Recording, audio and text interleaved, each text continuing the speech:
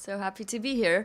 Happy to host you. And well, yeah, exactly like you said, I'm bridging business with arts, and it's always been like that. And I think the reason for it is because I think it supports each other in a weird way. You know, it's like the business kind of is a bit on structure like side, and the art is a process. And when they are put together, you kind of find out new ways to show the values and to be more authentic. And I think this is what I'm looking for, to have more authenticity. So even if I do commercial work, I try to stick with my own values, and the values are, they come from the art part, because this is where I'm experimenting. This is where I do my inner work, and where I like go deep, right? And then I think the business part is it's a lot about the society, because you don't do business for yourself, mostly for other people, for products, for usability. So it's, I think, curiosity that brought me into this path of like how I can use one to another, and here I am. And how you can see yourself connect with the future and things what's going on with the AI right now. We know it's kind of killing the art, because you can do a lot of graphic and a lot of design using the technology today. And I think the AI do it very well, and it's still all about how they can sell it, right? Yeah, And do you see like it's a danger for you? I love it. You like it? I love it. Do you mix this with yourself? I don't really, because I don't have to. I mean, I don't have the need to.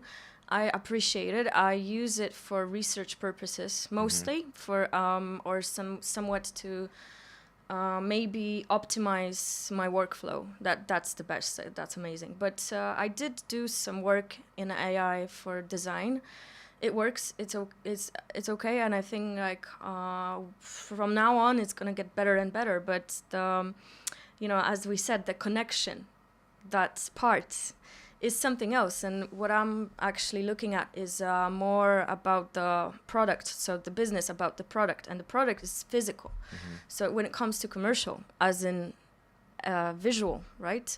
Then yeah, for sure. I mean, there will be a part of this creative world that will be overtaken by the AI, right? But when it comes to the idea part, as we know, the world is struggling with some quite big issues. And this is where the art comes, because it's like it's an observation of the physical world, So when I do work, as you mentioned, with dead objects, that's nature. They were, that's not only mystical, it's real. I can observe patterns and some signals, right, from the Yourself, your spirit? How from you the call this? planet, Okay. from the surroundings, Okay, from the okay. observation of the surroundings, because the AI is virtual. It's made up. It's not real. It's an illusion. So as long as we know that this is an illusion, that's okay to have fun with it and to like use it wherever we can, because we don't have to always be so real, right? But for example, my long observation of the seaweeds brought me into this conclusion that this is somewhat like huge in the scientific world, like in the world of nature, that seaweeds are actually this one type of species that can reduce the carbon, like the amount of the carbon in the air, but it can also like feed people. It can solve a bunch of problems, like like it can replace plastics, right? So that's like the business part that is actually kind of like very much connected with our real world, is to look for the solutions and not only to have something that's more attractive, kind of made up. Yeah, it's like even the pharmacology business, it's connect, they don't look for solution, they just want to, like cover up the problem, but they don't look the cause, right? and it's the big part, right? You can, if you find the cause, you can find the solution, right? But it's they looking at other things, how you can cover up, how you can fix other stuff, but they never look for the cause, for the real reason why we have a problem. Yeah, the cause. Yes, right. yeah. So if you are interested about the also water and the you say seaweed and everything, right? Like I'm also a big fan of the history connect with our planet, and like I believe of the Atlantis, like our previous civilization, which came from the water. Like some people believe they are still living under the water. So maybe that's why like we can talk to them about source. I would be their descendant probably. You'll be the connector, right? Like the Aquaman story, right? So it's quite similar. Yeah, but like if you talk about this the seaweed and everything, you talk about like a superfood, and or only about environment and about ecology. I think about all of them, about an ecosystem, like the connection through many components, because it's not only about the seaweed. That's why when I'm actually doing my research, when I'm doing my projects, I travel. Like here right now, I'm in Thailand. I already did the project before in Thailand that's connected with biodiversity, because that's what it's about, the biodiversity, right? So it's diverse, and then each single piece is important. So the best cultivation of the seaweed actually is to create the whole ecosystem that has the like the shrimps, the crabs and the fishes and everything, and because that's what makes it more nutritious. And then nutritious means that it's healthier for us, then we're better, everybody's better, right? So it's like kind of like the opposite of what we've been doing for the past few decades. So like simplifying the ingredients and taking everything that we know apart. So like we kind of like wanted to have like a pure form of magnesium, and we did it, and that's fucking amazing. But I think now this innovative, like it's not an innovation actually, it's more like going back to the roots, is about seeing that there is more to it, that we need to be coexistent in a way, right? And us humans. So my biggest lesson, I think, it is to be coexistent with everything that surrounds me. It's like things when our parents told us about something about for healing and everything, and now it's come back like the story like when before it's like of course, and now it's like okay, milk with the honey, milk honey works, but not that milk what we have right now from the powder, from the even not from the cow, and then the same time the all the things what we have right now, it's totally different ingredients, process and everything.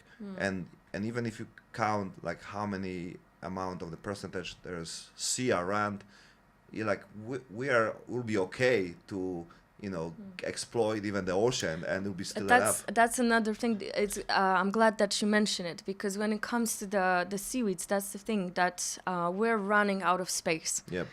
Oh, I do not believe it about this one. The one that is kind of like like we shouldn't use more space. Maybe that's the kind of way, like, because look, I mean, the more you use the space for, I don't know, like development, the cities, farming, the more you take from the biodiversity that is so rich on the earth, and it's like what is like suffering. I mean, the forests, the wild, like the, I don't know, like the wild places, right? Because you have to take something. It's not like they take desert in Dubai, right? I mean, Abu Dhabi, and they're building like crazy city right now, I think. But they don't even use their sand. Yeah, I mean, they use for the buildings, right? I think they steal for the cement. I mean, they use sand from Poland. Yeah, maybe we can sell it. They have money, right? So. And No. I mean, I know it's not like I don't like to be catastrophic. Like I don't want to, like, I don't want this to sound like I'm saying that the world is ending, because it's not. I'm just saying that by observing your surroundings, you start to look for new solutions, Yep. or like not even solutions, but like for somehow for those elements that were a bit forgotten or like unwanted, because this project that I'm doing, like the biodiversity one, it's about the bio-waste. Like I am literally collecting the trash of the ocean, you know, the things that are basically just like washed away, and they're laying there, you know, and we ignore them because it's smelly, it's maybe not nice, and maybe we can just use it as some kind of material or anything. I mean, there's been a lot of work like this, you know. There's artists around the world who are exploring these ways, you know, of using these as materials for like fashion or something like this.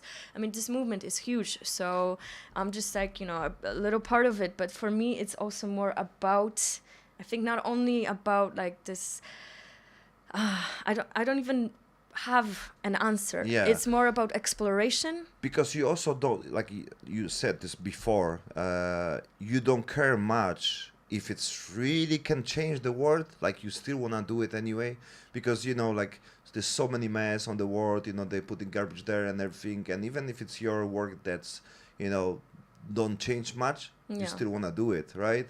Because, you know, like what kind of the percentage, you know, like if they put the garbage around the world and you just collect the, you know, some small part, if it's matter, I think it's matter, you know. And for on my case, like everything's matter, right? Small act of the goodness, small act to express yourself, it's matter, you know. You don't need to change the world to do things what you want to do, right?